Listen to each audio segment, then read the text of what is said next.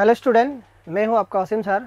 मैं आपका इंजीनियरिंग का ANTS केमिस्ट्री PT3 का पेपर सॉल्यूशन दे रहा हूं। ठीक है। Question number 26 is given, what amount of sodium propanoate should be added to 1 liter of an aqua solution containing 0.02 mole of propanoic acid. Propanoic acid का dissociation constant is given Ka equal to 0.1.0 into 10⁻⁵ at 25 degree Celsius to obtain a buffer solution of pH। तो ये हो जाएगा sodium propanoate and propanoic acid, ये बनाएगा आपका acidic buffer solution. तो हम लोग को पता है एसिडिक बफर सॉल्यूशन के लिए फॉर एसिडिक बफर pH का वैल्यू पता था, pH equal to pKa plus log of salt by acid concentration. तो here it is given pH equal to 6 equal to Ka का वैल्यू गिवन है 10⁻⁵, तो pK equal to 5 plus log of salt by acid, so log of salt by acid equal to 1। तो यहाँ से आ जाएगा salt by acid equal to 10⁻1 means 10। तो हमको निकालना है concentration of salt. Concentration of salt कितना है, 10 इंटू एसिड कंसंट्रेशन 1 लीटर है, तो कंसंट्रेशन कितना होगा 0.02 डिवाइडेड बाई एसिड का कंसंट्रेशन हो जाएगा 0.02 डिवाइडेड बाई 1, तो 10 into 0.02 this is equal to 0.2 molar. So 0.2 molar is the answer concentration of sodium propanoate. तो option number B is the correct answer. Next come to the question number 27, for the reaction A gas giving B gas plus C gas. तो reaction is given A से क्या form हो रहा है, B gas plus C gas. तो initially T equal to 0 में 1 मोल है उसका, ये 0 है, ये भी 0 है। T इक्वल टू T में 1 minus alpha, alpha and alpha. Alpha dissociate हो गया, consider alpha is the dissociation. तो therefore total mole at equilibrium, T equal to T means equilibrium, तो total mole at equilibrium equal to 1 minus alpha plus alpha, this is equal to 1 plus alpha. Therefore partial pressure of A equal to 1 minus alpha by 1 plus alpha into total pressure, and partial pressure of B equal to alpha by 1 plus alpha into P, and partial pressure of C equal to alpha by 1 plus alpha into P. Therefore, Kp equal to alpha by 1 plus alpha into P whole into alpha by 1 plus alpha into P divided by 1 minus alpha by 1 plus alpha into P. तो 1 plus alpha this are cancel out, तो बचेगा alpha square P by 1 minus alpha square, 1 plus alpha into 1 minus alpha, this is the Kp। तो यहाँ से क्या आएगा Kp into 1 minus alpha square equal to alpha square P, तो Kp minus Kp alpha square equal to alpha square P। तो यहाँ से Kp equal to क्या आएगा, इधर आएगा तो पॉजिटिव हो जाएगा, अल्फा को कॉमन ले लिया, alpha square into Kp plus P, ये होगा Kp का expression. This is in option number C, तो ऑप्शन C हो जाएगा correct answer, this is the correct answer. Next come to the question number 28। Question number 28 is given N2O4 gas is dissociated to 33% and 50% at total pressure P1 and P2 atm respectively. The ratio of P1 by P2 is, P1 by P2 का ratio पूछा, मतलब total pressure when dissociation is 33%, this is P1, and when dissociation is 50%, this is P2. If Kp1 and Kp2 are equal, अगर दोनों का value Kp1 और Kp2 का value बराबर है तो क्या होगा, सॉल्यूशन देखो। N2O4 का डिसोसिएशन, N2O4 क्या होता है 2NO2, तो T इक्वल टू 0 में ये 1 मोल ले लिया, ये 0 है, T इक्वल टू T1 मैंने ले लिया, उसमें कितना डिसोसिएट हुआ, उसमें डिसोसिएशन हो गया 33%, 1 माइनस 0.33, ये कितना हो जाएगा 2 इंटू 0.33 हो गया। तो ये कितना होगा 0.67, ये भी हो जाएगा 0.66। Therefore total mole at equilibrium means T equal to T1 में कितना होगा 0.67 प्लस 0.66 और 67, यही हो जाएगा टोटल मोल हो गया।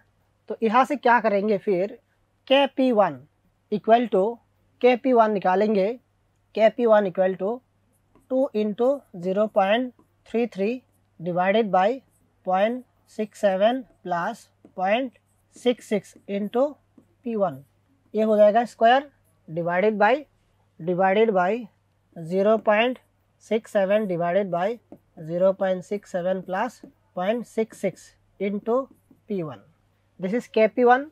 अगेन क्या बोला देखो T इक्वल टू T2 में कितना परसेंट डिसोसिएट होगा 50%, मतलब 1 minus 0.5 and this is 2 into 0.5, ये हो जाएगा 0.5 एंड दिस इज 1। तो टोटल मोल हो जाएगा, total mole equal to 1.5। Therefore Kp2 equal to 1 divided by 1.5 into P2 whole square divided by 0.5 divided by 1.5 into. So question में और ये भी बोला the ratio of P1 by P2 निकालना है, और बोल क्या दिया Kp1 इक्वल टू Kp2, क्या बोल दिया Kp1 equal to Kp2 as Kp1 equal to Kp2, तो दोनों बराबर कर देंगे।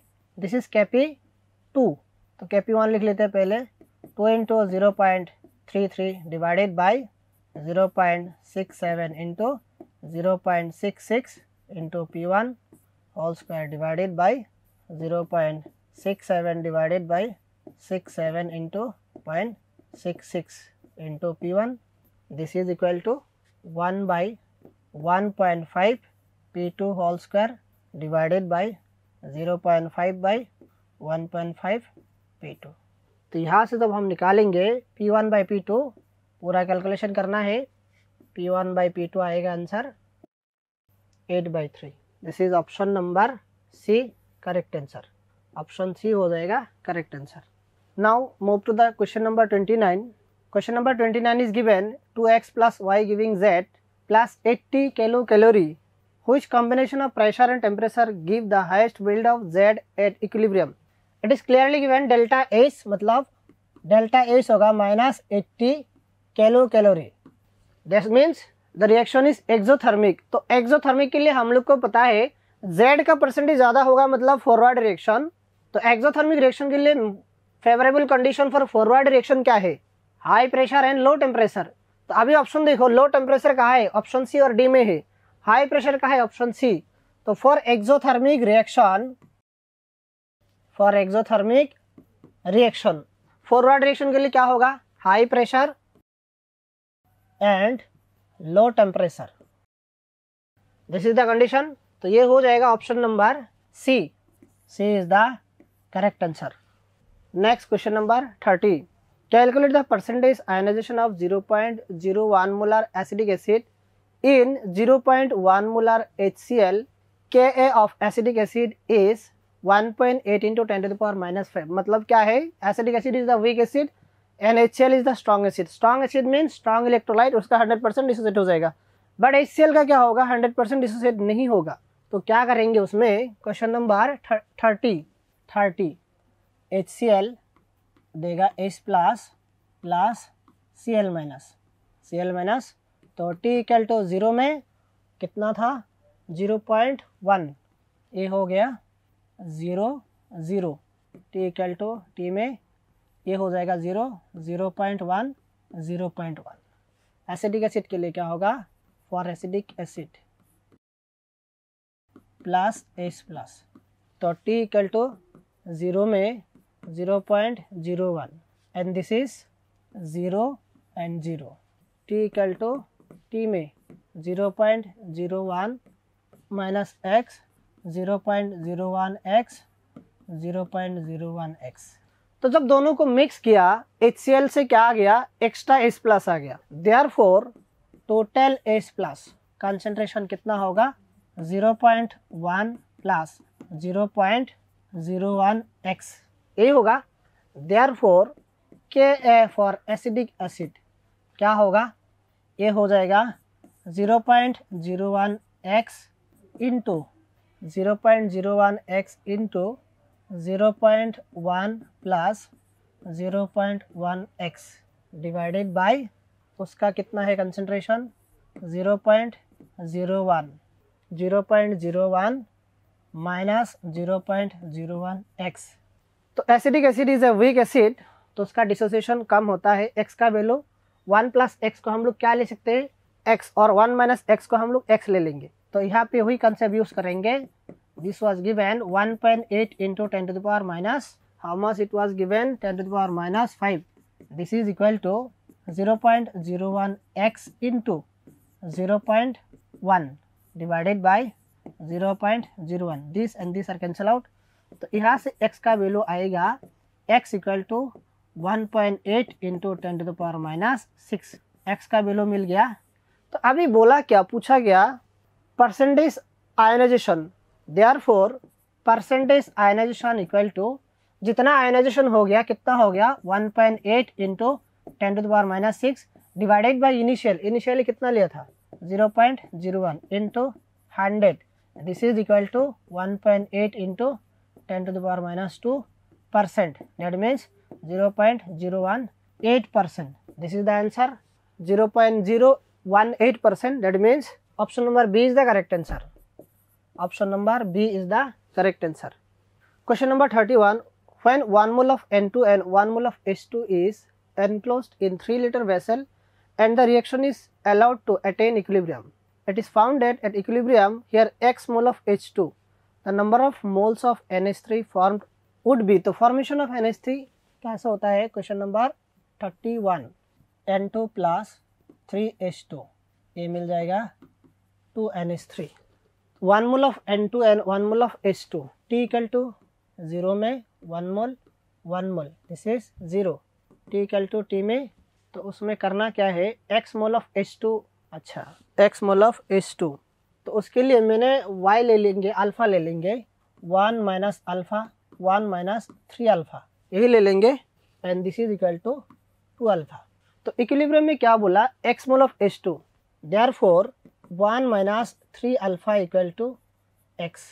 तो यहाँ से अल्फ़ा इक्वल टू कितना आएगा 1 minus x by 3 equal to alpha, ये आएगा 1 minus x by 3 equal to alpha.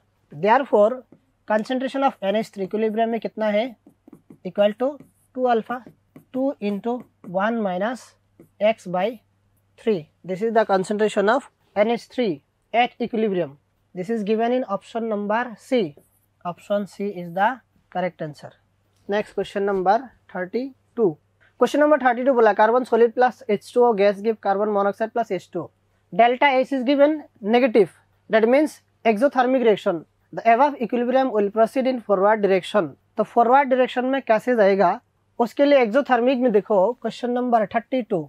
Question number 32 exothermic reaction में क्या होता है एक्सोथर्मिक रिएक्शन उसमें क्या है द सब्जेक्ट तो हाई प्रेशर हाई टेम्परेचर तो होगा ही नहीं एक्सोथर्मिक में। तो उसमें क्या है inert gas argon is added at constant pressure. जब देखो इनर्ट गैस आर्गन ऐड कर देंगे, argon is added at constant pressure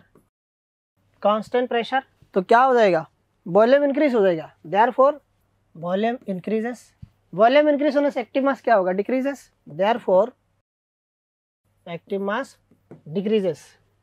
decreases. तो रिएक्शन क्या होगा forward reaction. Inert gas added at constant pressure, तो रिएक्शन कहाँ जाएगा फॉरवर्ड डायरेक्शन में। तो option number C is the correct answer. Next question number 33 equal volumes of 3 acid solution of pH 3, 4, 5 are mixed in a vessel. What will be the H plus ion concentration in the mixer? तो question number 33 is given pH is given 3, therefore H plus ion concentration will be 10 to the power minus 3 mole per liter। pH equal to 4, तो H plus ion concentration equal to 10 to the power minus 4 mole per liter. pH equal to how much? 5. S plus ion concentration equal to 10 to the power minus 5 मोल पर litre. अभी देखो 3 solution है, सबका volume बराबर है, तो उसका जब ऐड किया, after adding there volume should be 3 times. Therefore total S plus in 1 litre, क्योंकि पीएच के लिए हमको 1 लीटर में निकालना है, तो कितना हो जाएगा? 10 to the power minus 3 plus 10 to the power minus 4 plus 10 to the power minus 5 divided by 3. तो 1/3 means 0.33 into 10 to the power minus 3 common ले लिया, तो क्या आएगा? 1 प्लस 0.1 प्लस 0.01 ये आएगा. तो after that 3.3 into 10 to the power minus 4 into 1.1 ये हो जाएगा 1.11. After multiplication 3.7 into 10 to the power minus 4. This is the net S plus ion concentration. Option number C is the correct answer. Next question number 34. Question number 34. The value of Kp1 and Kp2 for the reaction X giving Y plus Z and A giving 2B. These two reactions are in ratio of 9:1.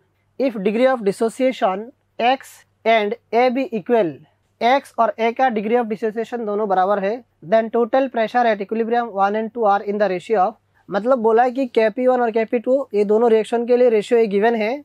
अगर दोनों का degree of dissociation का value same है तो total pressure का ratio क्या होगा 1 और 2 में, यही क्वेश्चन पूछा है. तो Kp1 और Kp2 गिवन है, तो देखते हैं रिएक्शन 1 क्या है. X gives Y plus Z, यही तो गिवन है. तो T इक्वल टू 0 में 1 0 0, T इक्वल टू T में 1 minus X X X. Total mole कितना होगा? Total mole 1 minus X plus X. This is equal to 1 plus X. Therefore क्या पूछा है? If degree of dissociation X and A B equal then total pressure of equilibrium. तो उसका total pressure मैंने P1 ले लेंगे, तो Kp1 equal to x by 1 plus x into P1 whole into x by 1 plus x into P1 divided by 1 minus x by 1 plus x into P1. तो यहाँ से this cancel out, P1 cancel out, finally बचेगा x square P1 by 1 minus x square. This is Kp1, यही बचेगा. फिर next क्या है? For the next reaction A giving 2B, T equal to 0 में 1 0, T इक्वल टू T में 1 minus Y ले लिया, दिस इज 2Y. तो टोटल मोल कितना होगा? Total mole equal to 1 plus Y. Therefore PA equal to 1 minus Y by 1 plus Y. PB equal to 2Y by 1 plus Y into P2. ये हो गया. तो यहाँ से आएगा Kp2 का वैल्यू आएगा 2Y by 1 plus Y into P2 whole square divided by 1 minus Y by 1 minus Y 1 plus Y P2. तो यहाँ से वैल्यू आएगा this and this cancel out, 4Y square P2 by 1 minus Y square. This is Kp2. यही तो हो गया Kp2. अभी given है Kp1 बाई Kp2 का रेशियो गिवन है 9:1. Therefore Kp1 by Kp2 equal to 9/1. तो वैल्यू पुट कर देते हैं. Kp1 कितना था? X square P1 by 1 minus x square divided by 1 minus Y square 4y square into P2. ये तो था. और एक चीज बोला गया x और y क्या बराबर है. If degree of dissociation x and a is equal, तो उसमें क्या हो जाएगा 9/y equal to x equal to y. ये गिवन है, तो ये और cancel out, y square cancel out. तो बचेगा क्या? P1 by 4 P2. P1 by P2 का रेशियो आ जाएगा 36/1. This is equal to 36:1. तो 36:1. This is in option number option D. Option D is the correct answer. Option D is the correct answer. Next question number 35. Which of the following is most soluble, which of the following is most soluble. तो solubility निकालने मतलब जिसका solubility सबसे ज़्यादा होगा वही सबसे ज़्यादा सोल्यूबल होगा। तो देखने में लग रहा है क्वेश्चन नंबर 35, क्वेश्चन नंबर 35 उसमें सोल्यूबिलिटी क्वेश्चन नंबर उसमें देखो यहाँ लग रहा है कि सबसे कम होगा। देखते हैं एक बार MnS, तो उसमें आएगा Mn2 plus plus S2 minus T equal to 0 में A था 0 0, T इक्वल टू T में A minus S S S, therefore KSP equal to S into S, this is equal to S square, S equal to root of R KSP, this is equal to 7 into 10 to the power minus 16, 3.6 into 10 to the power minus 8, और बाकी सबका निकालेंगे ऐसे solubility तो उससे कम ही आएगा। तो सबसे हाईएस्ट होगा दिस, तो option D is the correct answer, option D correct answer. Move to the question number 36। Question number 36 given the solubility product of CuS, Ag2S and HgS are this respectively. The solubility of this sulphide are in the order of, तो उसका एक एक करते हैं देखते हैं किसका सबसे ज़्यादा होगा। Question number 36, question number 36 CuS क्या बनेगा Cu2 plus plus S2 minus, तो डायरेक्ट निकाल देंगे यहाँ से KSP equal to S square, तो S equal to root of R KSP। What is the KSP? 10 to the power minus 31, it is given 10 to the power minus 31, तो उसको क्या लिखेंगे हम लोग 10 into 10 to the power minus 30, 10 means 3.16 into 10 to the power minus 15, S का value आ गया for this. And for Ag2S उसके लिए क्या आएगा 2Ag plus plus S2 minus 2SS, KSP equal to 4S cube, S equal to root of R KSP by 4, तो KSP is given 10 to the power minus 44 divided by 4, यही given है, sorry root over नहीं होगा, ये हो जाएगा 1/3, this is 1/3, तो ये कितना होगा final value S equal to 0.25 होगा, हाँ 0.25 into 10 to the power minus 44, तो हो जाएगा 2.5 into 10 to the power minus 45, तो आंसर आएगा लगभग आएगा 10 to the power minus 15, answer आएगा S का वैल्यू आएगा 10 to the power minus 15, and this is the this is also 15, this is not 15, 10 to the power minus 16 आएगा, 10 into तो 32 हो जाएगा, 10 to the power minus 16, and this is 10 to the power minus 15, and HgS Ag2 plus plus S2 minus KSP equal to S square, S equal to root over KSP, तो value put करेंगे कितना आएगा 10 to the power minus 27। तो अभी देखो सबसे ज़्यादा solubility किसका आया Ag2S, तो ऑर्डर क्या होगा देयरफॉर ऑर्डर इज Ag2S, उसके बाद आएगा CuS HgS, option number C is the correct answer. Next question number 37। Question number 37 is the solution of 0.1 normal NH4OH and 0.1 normal NH4Cl has pH equal to 9.25, then find out the pKb of NH4OH। तो ये देखो weak base है और उसके साथ क्या है salt of weak base with strong acid, that means it forms the basic buffer solution. तो यहाँ से pH का वैल्यू गिवन है, pH का वैल्यू है तुम्हारा गिवन है pH इज गिवन 9.25, तो for basic buffer 37, question number 37, basic buffer के लिए pH का फॉर्मूला क्या था for basic buffer solution POH equal to pKb plus log of salt by base. अभी देखो सॉल्ट और बेस दोनों का कंसंट्रेशन सेम है, तो APOH का वैल्यू कितना हो जाएगा POH equal to what is pKb, pKb निकालना है, pKb plus log of 0.1 by log 1 का वैल्यू होता है 0, therefore pKb equal to pH equal to होता है 14 pKb equal to sorry this is POH, तो pH क्या हो जाएगा 14 minus pH, 14 minus 9.25, this is equal to 4.75 pKb, तो option number B correct answer, option number B is the correct answer.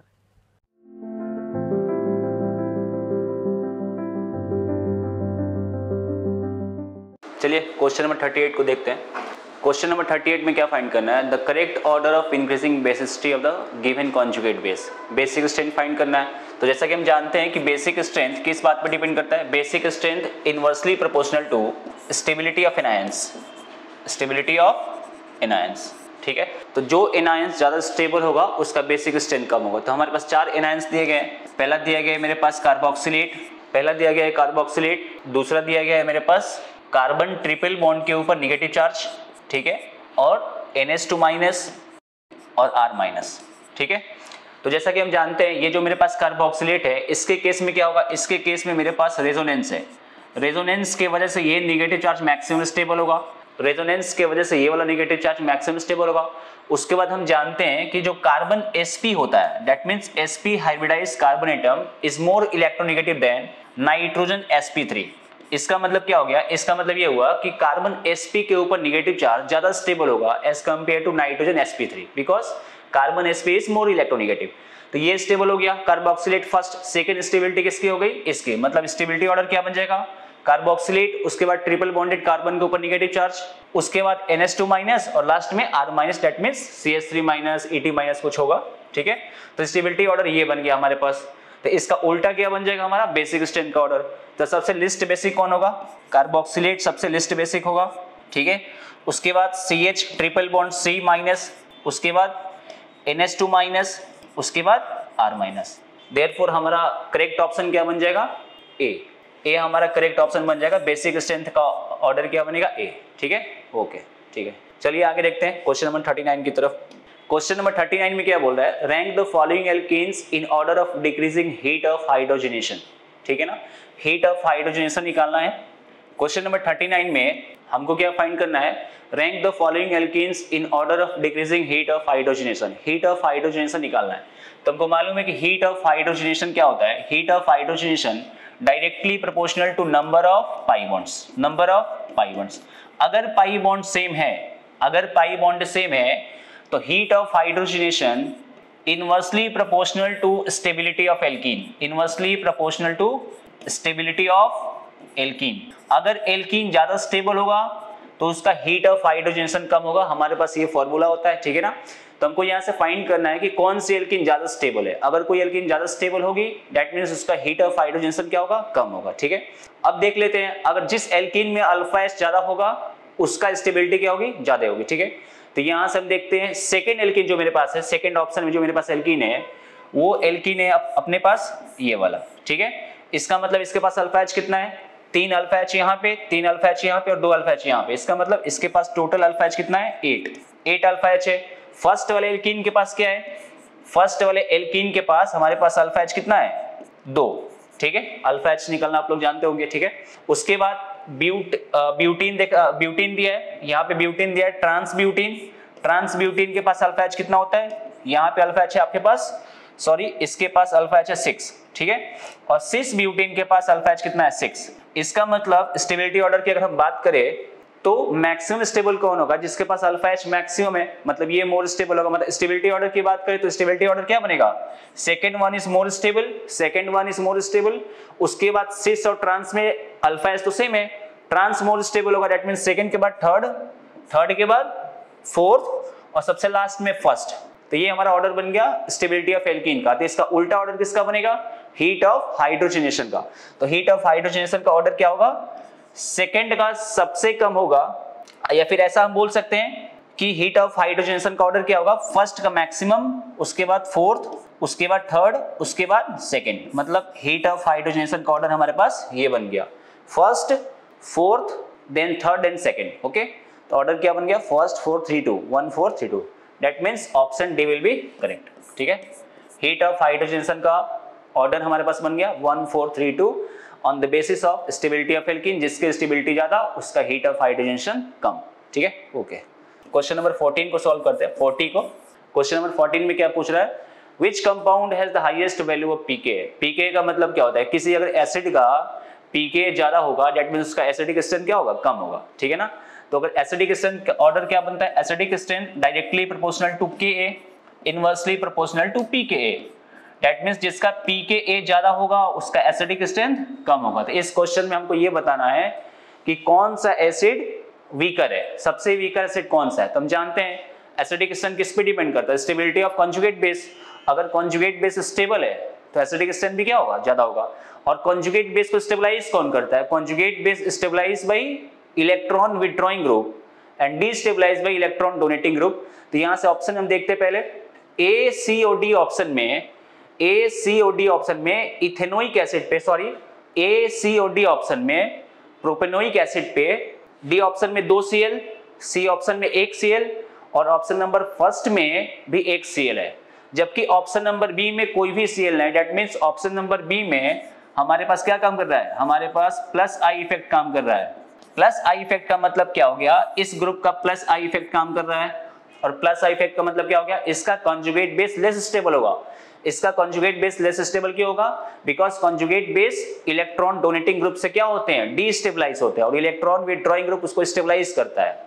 इसका conjugate base less stable होगा, इसका मतलब क्या हो गया, इसका एसिडिक स्ट्रेंथ कम और इसका पीके ज्यादा। ठीक है, इसका एसिडिक स्ट्रेंथ सबसे कम होगा क्योंकि बाकी सब में इलेक्ट्रॉन विथड्रॉइंग ग्रुप Cl का माइनस आई इफेक्ट काम कर रहा है, इसमें कोई भी Cl नहीं है, यहाँ पे केवल प्लस आई इफेक्ट काम कर रहा है। तो इसका एसिडिक स्ट्रेंथ कम, तो इसका पीके वैल्यू क्या होगी, ज्यादा। तो यही पूछा है क्वेश्चन में, हाईएस्ट पीके वैल्यू किसकी होगी, तो हाईएस्ट पीके वैल्यू बी की होगी। ठीक है, that means propanoic acid. Okay okay, option B will be correct. आगे बढ़ते हैं, क्वेश्चन नंबर 41 की तरफ देखते हैं। क्वेश्चन नंबर 41 में क्या पूछा है, क्वेश्चन नंबर 41 में पूछा है कि हमारे पास पी क्या बनने वाला है। हमारे पास एक कंपाउंड दिया गया है, 8 मेंबर्ड का रिंग है, जिसमें 3 पाई बॉन्ड है और यहाँ पे 2 Cl लगे हैं। ठीक है, इसका रिएक्शन करा है 2 मोल्स ऑफ SbCl5। अब ये होता क्या है, SbCl5 हमारे पास बेसिकली एक लेविस एसिड होता है। क्या होता है बताओ, लेविस एसिड। इसका मतलब क्या हो गया, ये दोनों Cl माइनस को निकालेगा और SbCl6 माइनस के फॉर्म में बाहर निकल जाएगा। तो Cl माइनस को निकालने के बाद ये क्या बन चुका है, Cl माइनस निकल गया तो कार्बन के ऊपर क्या बन जाएगा, पॉजिटिव चार्ज। कार्बन के ऊपर क्या बन जाएगा, पॉजिटिव चार्ज, और बाहर कौन निकल गया, 2 मोल्स ऑफ SbCl6 नेगेटिव। ठीक है, लेविस एसिड ने Cl माइनस को निकाल के SbCl6 नेगेटिव बना दिया है और यहाँ पे ये हमारे पास कंपाउंड बन चुका है। इसका मतलब क्या है, ये कंपाउंड हमारे पास साइक्लिक भी है, ये कंपाउंड प्लेनर भी है, हर एक एटम sp2 भी है और इसमें 6 पाई इलेक्ट्रॉन्स का डीलोकलाइजेशन भी है। इसका मतलब ये कंपाउंड हमारे पास कैसा बन चुका है, एरोमेटिक। क्या बन चुका है, एरोमेटिक कंपाउंड्स बन चुका है। और इस कंपाउंड को हम ऐसे भी रिप्रेजेंट कर सकते हैं, इस कंपाउंड का रिप्रेजेंटेशन हम ऐसे भी कर सकते हैं। इसका मतलब P क्या बनेगा, P हमारे पास ऑप्शन नंबर B। ठीक है, दैट मींस 41 का जो करेक्ट आंसर होगा वो B होगा हमारे पास। ठीक है, okay, B option will be correct. Question number 42 solve करते हैं। 42 में क्या दिया गया है, 42 में पूछा है कि compound A is more basic than compound B due to, reason बताना है हमारे पास कि कंपाउंड A मोर बेसिक क्यों है as compare to compound B। ठीक है, देखिए यहाँ पे मेरे पास यहाँ पे नेफ्थलीन दिया गया है और नेफ्थलीन के इन दोनों पोजीशंस पे क्या लगा है, NMe2 और NMe2। ठीक है, और जो सेकेंड कंपाउंड हमको दिया गया नेफ्थलीन के केवल एक ही कार्बन पे, यहाँ पे हमारे पास क्या लगा के दिया है, NMe2। ठीक है, तो यहाँ पे H है और यहाँ पे NMe2 और NMe2 दो बल्कि ग्रुप है, इनके बीच में रिपल्सन होगा और रिपल्सन होने की वजह से क्या हो गया, इन दोनों NMe2 का प्लेन बेंजीन के प्लेन से चेंज हो जाएगा, डिफरेंट हो जाएगा। मतलब स्टेरिक राउंडिंग की वजह से प्लेनरिटी खराब हो चुकी है और प्लेनरिटी खराब होने की वजह से नाइट्रोजन का लोन पेयर कॉन्जुगेशन में पार्टिसिपेट नहीं करेगा। और जब ये नाइट्रोजन का लोन पेयर कॉन्जुगेशन में पार्टिसिपेट नहीं करेगा, दैट मींस इसकी अवेलेबिलिटी बढ़ चुकी है, किसी H+ को डोनेट होने के लिए इसका अवेलेबिलिटी बढ़ गया। दैट मींस यहाँ पे कौन सा इफेक्ट लग रहा है, यहाँ पे लग रहा है सर इफेक्ट। सर इफेक्ट का मतलब steric inhibition in resonance. Steric rounding के वजह से इनका प्लेन चेंज हो गया, इनका प्लेन और बेंजीन का प्लेन डिफरेंट हो गया स्टेरिक राउंडिंग की वजह से, और स्टेरिक राउंडिंग की वजह से इनका प्लेन चेंज हुआ तो हुआ क्या कि नाइट्रोजन का लोन पेयर कॉन्जुगेशन में पार्टिसिपेट नहीं कर रहा है बेंजीन के साथ। जब पार्टिसिपेट नहीं करेगा दैट मींस इसकी अवेलेबिलिटी H+ को डोनेट होने के लिए बढ़ चुकी है, दैट मींस इसका बेसिक स्ट्रेंथ भी क्या होगा, बढ़ जाएगा। तो इसका ये this one the compound first is more basic than compound B। Compound A is more basic than compound B because of SIR effect. SIR effect का मतलब steric inhibition in resonance, that means option C will be correct. आसान question था, sir effect के बारे में अगर आप लोग जानते होंगे तो आसानी से सॉल्व कर लेंगे, कोई दिक्कत की बात नहीं है। ठीक है, ओके। क्वेश्चन नंबर 43 में क्या बोला है, 43 में बोला है which among the given compound is most stable. Alkene option में दिया है मेरे पास और पूछा है कि कौन से एल्कीन मोर स्टेबल होगी। तो एल्कीन की स्टेबिलिटी किस फैक्टर्स पे डिपेंड करती है? रेजोनेंस पे। अगर रेजोनेंस होगा तो मोर स्टेबल होगा। रेजोनेंस के बाद हाइपर कॉन्जुगेशन पे डिपेंड करेगा। तो पहला मेरे पास दिया है 1 ब्यूटीन क्या होगा ये, ठीक है। दूसरा दिया है मेरे पास 2,3 डाइमिथाइल 2 ब्यूटीन, ये हो गया मेरे पास 2,3 डाइमिथाइल 2 ब्यूटीन, ठीक है।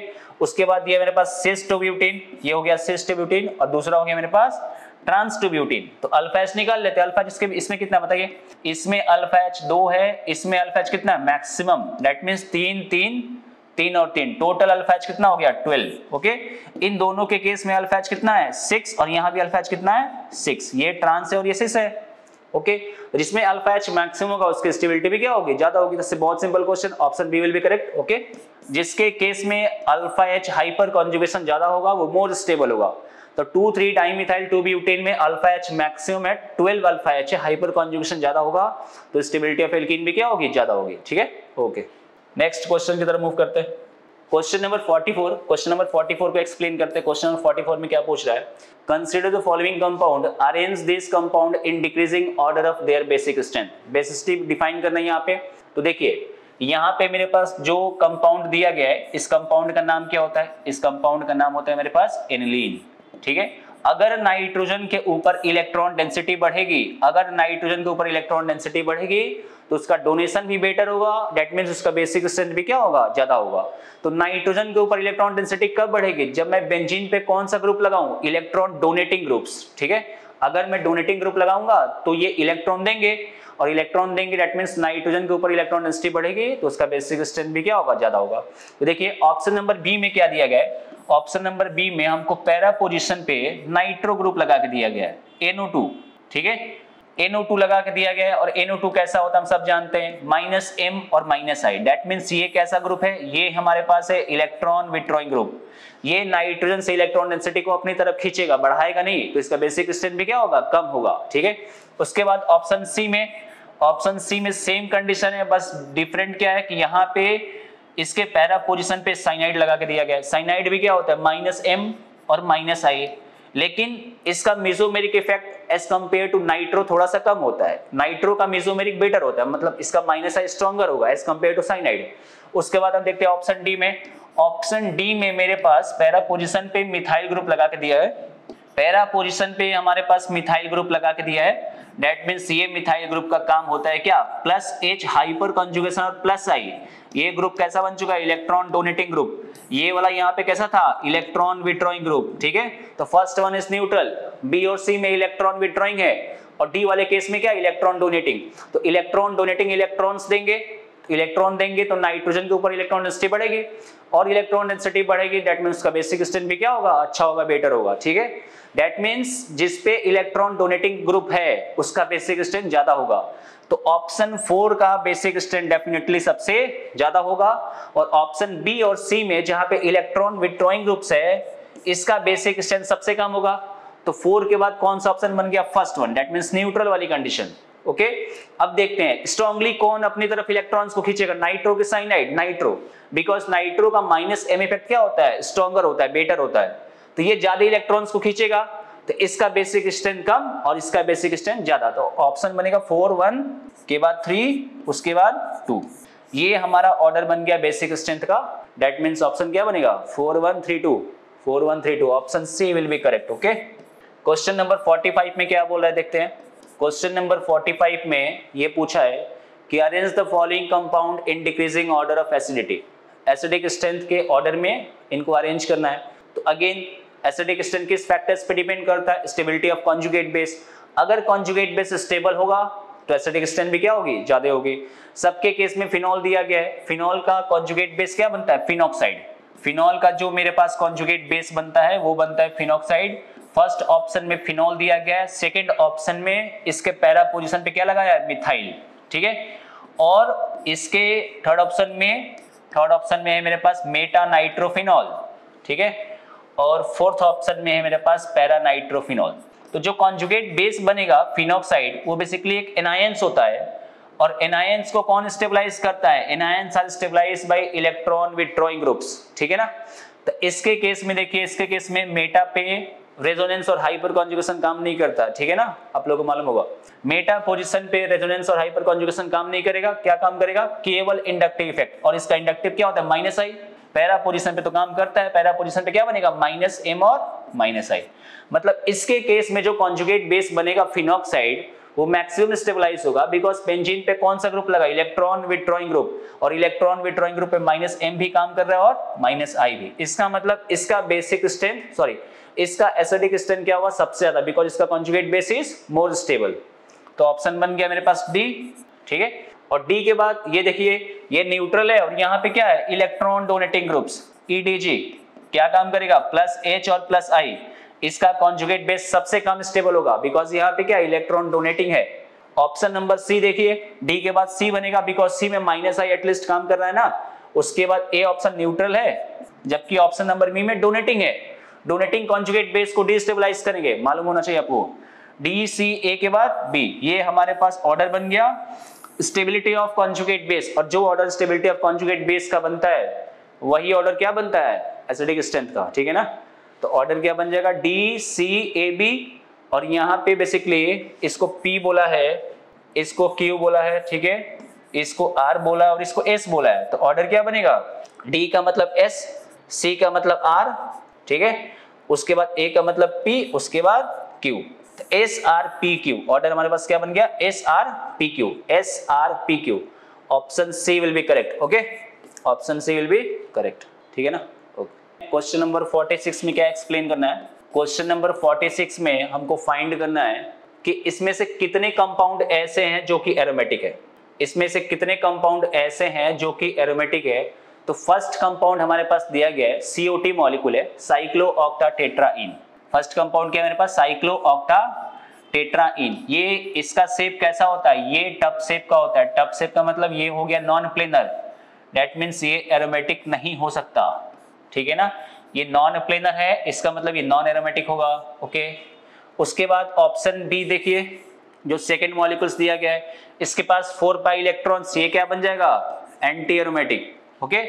उसके बाद ये देखिए मेरे पास दिया गया 2 पाई इलेक्ट्रॉन्स का कॉन्जुगेशन है, तो ये डेफिनेटली एरोमेटिक होगा। 2 पाई इलेक्ट्रॉन्स साइक्लिक मॉलिक्यूल है, प्लेनर है, सारे कार्बन्स sp2 है ना, और 4n+2 पाई इलेक्ट्रॉन्स का डिलोकलाइजेशन है, दैट मींस 2 पाई इलेक्ट्रॉन्स, तो ये एरोमेटिक होगा, आप लोगों को मालूम होगा, ठीक है ना। उसके बाद ये देखिए, ये इसमें साइक्लिक कॉन्जुगेशन नहीं है, तो ये हमारे पास क्या बन गया? Non aromatic. ये क्या बन गया? Non aromatic. 4 पाई इलेक्ट्रॉन्स है, ये दोनों कार्बन कैसे? sp3 नहीं होने चाहिए। अगर नॉन प्लेनर बन गया, sp3 हो गया, तो कंपाउंड नॉन एरोमेटिक बन जाएगा, ठीक है ना, ओके। उसके बाद इसमें क्या है? इसमें 6 पाई इलेक्ट्रॉन्स का साइक्लिक कॉन्जुगेशन है, कंपाउंड प्लेनर है, कंपाउंड में सारे एटम sp2 है, साइक्लिक भी है, सब कुछ है। तो 6 पाई इलेक्ट्रॉन्स का साइक्लिक डिलोकलाइजेशन का मतलब ये भी क्या बन चुका है? एरोमेटिक बन चुका है, ओके। उसके बाद ये कंपाउंड को देखिए, इसमें 4 पाई इलेक्ट्रॉन्स का साइक्लिक कॉन्जुगेशन है, तो ये क्या है? Anti aromatic. बहुत आसान क्वेश्चन है, ठीक है ना। उसके बाद यहाँ पे क्या है? 6 पाई इलेक्ट्रॉन्स का साइक्लिक डिलोकलाइजेशन, उसमें 4 पाई इलेक्ट्रॉन्स, बिकॉज यहाँ पॉजिटिव चार्ज था, यहाँ पे 6 पाई इलेक्ट्रॉन, 2 4 और 2 6, ठीक है। 6 पाई इलेक्ट्रॉन्स का साइक्लिक कॉन्जुगेशन का मतलब क्या हो गया? ये बन चुका है एरोमेटिक, ये भी एरोमेटिक बन चुका है। उसके बाद मेरे पास यहाँ पे क्या दिया गया? नेफ्थलीन। नेफ्थलीन भी क्या होता है? एरोमेटिक ही होता है। बेंजीन, नेफ्थलीन, एंथ्रासिन तो सब जानते होंगे ना। नेफ्थलीन भी क्या होता है मेरे पास? एरोमेटिक ही होता है। उसके बाद एंथ्रासिन और वो फिनेंथ्रीन दिया गया, एंथ्रासिन तो नहीं है, वो फिनेंथ्रीन दिया गया, ठीक है। तो फिनेंथ्रीन भी क्या होता है? फिनेंथ्रीन भी हमारे पास एरोमेटिक कंपाउंड ही होता है, ठीक है ना, ओके। तो ये भी एरोमेटिक है, ये भी एरोमेटिक। तो कितने एरोमेटिक्स बन गए देखिए? 1 2 3, ओके। 3 के बाद ये बन गया 4, ये चौथा और ये 5वां, ठीक है। तो टोटल 5 कंपाउंड्स एरोमेटिक बन चुके हैं। कौन कौन से मैं टिक कर दे रहा हूं? ये मेरे पास एरोमेटिक है, सॉरी ये कंपाउंड्स मेरे पास एरोमेटिक है, उसके बाद ये वाला एरोमेटिक है, उसके बाद ये वाला एरोमेटिक है, ये वाला एरोमेटिक और ये वाला एरोमेटिक। मतलब टोटल 5 कंपाउंड्स ऐसे हैं जो एरोमेटिक है। 1 2 3 4 और 5, टोटल 5 कंपाउंड्स ऐसे हैं जो एरोमेटिक है। तो इसका आंसर कितना हो जाएगा? 5, ठीक है ना, ओके। क्वेश्चन नंबर 47 की तरफ देखते हैं क्या है। क्वेश्चन नंबर 47 में हमको क्या फाइंड करना है? How many are correct for stability of resonating structures, ठीक है ना। इसमें से पूछा गया है कि कौन कौन सा रेजोनेटिंग स्ट्रक्चर का पेयर सही है, मतलब कौन स्टेबल है। ठीक है, तो पहला ऑप्शन क्या है मेरे पास, पहला ऑप्शन है मेरे पास CH3 C double bond O और यहाँ पे पॉजिटिव चार्ज, और सेकेंड वाला पेयर क्या है यहाँ पे, सॉरी सेकेंड वाला कंपाउंड क्या है, CH3C ट्रिपल बॉन्ड पे पॉजिटिव चार्ज। तो हम जानते हैं स्टेबिलिटी ऑफ रेजोनेटिंग स्ट्रक्चर्स किस फैक्टर्स पे डिपेंड करता है। अगर नंबर ऑफ पाई बॉन्ड्स ज्यादा होंगे तो स्टेबिलिटी भी क्या होगी, ज्यादा होगी। इसमें देखिए, इसमें केवल एक पाई बॉन्ड, वहां पे 2 पाई बॉन्ड्स। इसमें कार्बन का ऑक्टेट भी कंप्लीट नहीं है, यहाँ पे कार्बन का ऑक्टेट भी कंप्लीट है, तो ये मोर स्टेबल है। दैट मींस पहला तो सही है, first one is correct. Okay, second one के केस में क्या है, सेकंड वन मेरे पास दिया गया है CH2 डबल बॉन्ड नाइट्रोजन पे यहाँ पे क्या है, पॉजिटिव चार्ज, और डबल बॉन्ड नाइट्रोजन पे निगेटिव चार्ज, और यहाँ पे दिया गया आपको पास CH2 निगेटिव चार्ज। ये तो स्टेबल नहीं है, आपको देख के ही मालूम चल गया होगा। रीजन क्या है, रीजन ये है कि निगेटिव चार्ज, देखिए नंबर ऑफ पाई बॉन्ड तो सेम है, number of pi bond same है, सब एटम का ऑक्टेट भी कंप्लीट है। ओके, और दोनों के दोनों मॉलिक्यूल्स चार्ज भी है। ठीक है, उसके बाद इसमें देखिए निगेटिव चार्ज कहाँ पे, निगेटिव चार्ज नाइट्रोजन के ऊपर है, और यहाँ पे निगेटिव चार्ज कार्बन के ऊपर है। तो हमको मालूम है कि negative charge will more stable on electronegative atoms, not on electropositive atoms. तो यहाँ पे नाइट्रोजन इज मोर इलेक्ट्रोनेगेटिव, तो इसके ऊपर निगेटिव चार्ज स्टेबल होगा। ठीक है ना, तो फर्स्ट वाला मोर स्टेबल होगा as compare to second. That means second option मेरे पास गलत है, वो करेक्ट नहीं है। सेकंड वाला क्या है, गलत है।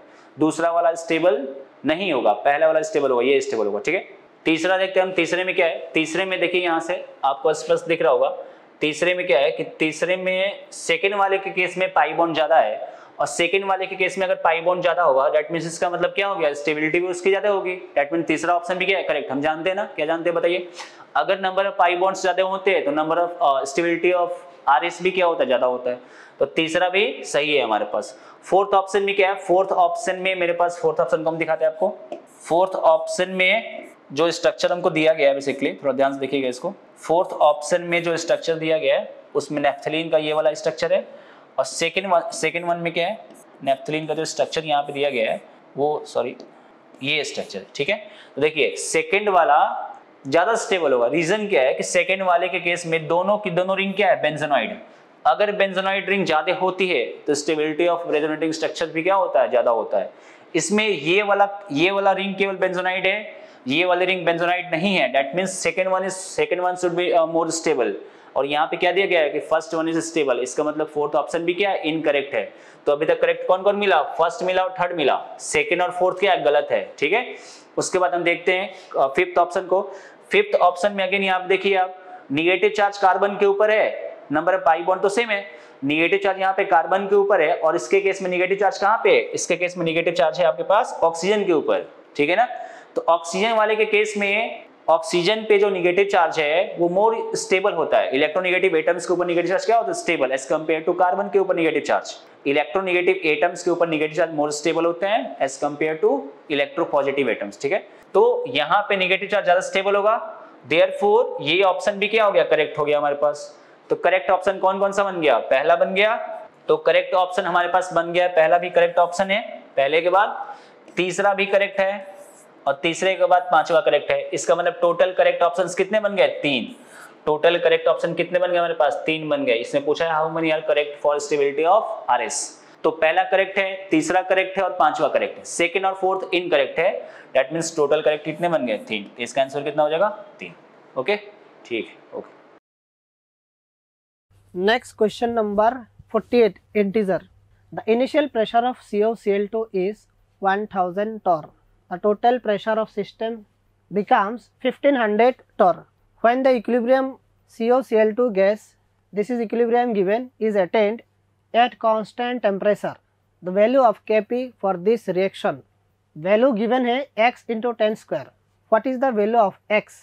तो उसमें निकालना है, equilibrium given है, question number 48, COCl2, CO gas plus Cl2 gas, उसमें इनिशियली कितना प्रेशर गिवन है, T इक्वल टू 0 में 1000, दिस इज 0 एंड 0, तो T इक्वल टू T में क्या हो जाएगा, 1000 minus P, P and P, ये गिवन है। Therefore total pressure equal to 1000 minus P plus P, this is given 1500, तो from here P equal to 500, therefore Kp equal to P means 500 into 500 divided by 1000 minus p means 500. तो answer, final answer should be 500. 500 means 5 into 10 square. Therefore x equal to 5. So for this question answer will be 5. Come to the next question. Question number 49. 49 is given 1 mole of N2 and 3 mole of PCl5 are placed in 100 liter vessel heated to 227 degrees Celsius. The equilibrium pressure is 2.05 atm. Assuming ideal behavior, the Kp for the reaction, यही reaction है, इस x by 10 atm. What is x? x का value फिर भी निकालना है, तो उसमें क्या गिवन है देखो, PCl5 का जो डिसोसिएशन हुआ है उसमें नाइट्रोजन भी है, कितना मोल है उसका, 1 मोल है, ठीक है ना। तो देखो PCl5 क्या डिसोसिएट हो रहा है, PCl3 plus Cl2, this is the dissociation of PCl5। तो इनिशियली उसका मोल कितना गिवन है, initially mole of PCl5 is 3 mole, तो T इक्वल टू 0 में this is 3 0 and 0, T equal to T में 3 माइनस 3x हो गया, ये हो गया dissociation. Therefore number of total mole equal to 3 minus 3x plus 3x plus 3x plus 1। ये 1 कहाँ था, 1 मोल किसका था, नाइट्रोजन का था, तो फाइनली कितना हो जाएगा, 4 plus 3x is the total mole, हो गया ना। क्या बोला, और गैस आइडियल बिहेव कर रही, आइडियल बिहेव कर रहा है मतलब PV इक्वल टू nRT, हो गया ना। तो सबका वैल्यू पुट कर दो यहाँ पे, पुटिंग ऑल द वैल्यूज, सबका वैल्यू पुट कर देंगे। P कितना था, 2.05 इंटू 100 total mole, 4 plus 3x into R का वैल्यू कितना लेना है, 0.0821 into temperature is 500, 227 means 500, this cancel out. तो फाइनल मोमेंट में after calculation x equal to 0.33, x का वैल्यू निकाल दिया। अभी x का वैल्यू निकाल दिया, अभी क्या करना है, Kp का वैल्यू निकालना है। देयरफॉर Kp इक्वल टू क्या हो जाएगा, 3x by 4 plus 3x into 2.05 into 3x by 4 plus 3x into 2.05 divided by 3 minus 3x divided by 4 plus 3x into 2.05। अभी देखो this cancel out, this cancel out, final moment में बचेगा क्या, 9x square into 2.05 divided by 4 plus 3x whole into 3 minus 3x, x equal to 0.33। Therefore final moment में Kp equal to after calculation 20 atm, तो 20 atm means 2/10, therefore x equal to 2। Question number 50 is given, calculate the pOH of a solution at 25 degrees Celsius that contain 1 into 10⁻10 mole of hydronium ion, मतलब H plus ion concentration given है, H plus ion concentration का value given है 10⁻10, ठीक है ना। तो pH कितना हो जाएगा, pH इक्वल टू 10, अगर pH तुम्हारा 10 है 25 pH plus pH equal to 14 at 25 degree Celsius, तो pOH इक्वल टू कितना हो जाएगा, 14 minus 10 4। This is the question number, answer of question number 50। ठीक है, तो ये जो क्वेश्चन आए थे इस बार के एनटीएस में बहुत आसान थे, होप करते हैं कि पेपर आपका अच्छा गया होगा। फिर नेक्स्ट एनटीएस में आपके साथ मिलते हैं, ठीक है, ओके, थैंक यू।